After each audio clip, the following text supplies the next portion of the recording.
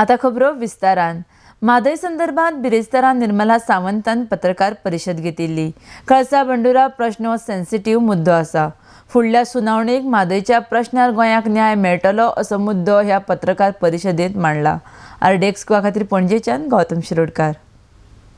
जज्जान सांगले की ताणें जो स्टेटमेंट सांगला तो मानून घेवन हाजे फुडें ह्या केसीन कांयच उरना. म्हणजे हाजे फुडें स्टेट ऑफ कर्नाटकाचो कावन्सील सांगता की थंय काम चलना आनी काम जावचें ना. हाजो अर्थ कसो जाता की हाजे फुडें तें काम सुरूच उरूंक शकना. हाजो अर्थूय असो जावं येता की म्हादय ट्रायब्युनल आसा तें इन्फ्रास्ट्रक्चर्स जावं येता. ताका अर्थूच उरना. विल बी इज इन्फ्रास्ट्रक्चरियस म्हणजे तें मोडून गेल्ल्या भशेन जाता. पण ताका कांय अर्थ उरना. कसलो कारण कितें तर तें कन्स्ट्रक्शनूच जावंक शकना.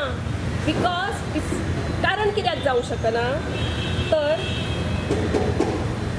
No permission under forest act has been accorded by the answering respondent for Kalasa Banduri project. दुसरें कारण that carrying of any non forestry activity on forest land without obtaining the prior approval of central government under section 2 of the act amounts to violation of forest act. त्याच्यानंतर कळसा Bandura project is in ecologically sensitive area of the western Ghat Mahadayi basin originating from the state of Karnataka.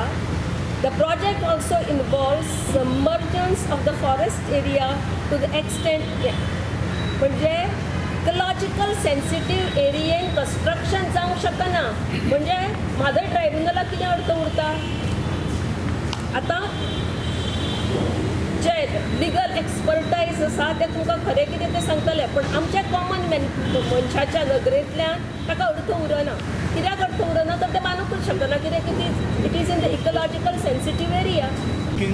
For the protection and preservation of the rivers in India has already submitted a recommendation to the central government that the work of Kalsa which is going on in Kankumbi will going to responsible for not only destroying the lifeline of Goa but also creating problem for the wild animal and also it will going to result in future water crisis.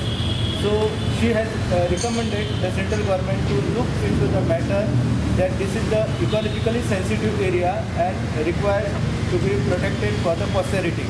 So already we met in Delhi for Rivers of India national workshop and all these recommendations were considered by the central authority and all these were sent to the government of India and we are hopeful that we will going to get the justice in the matter.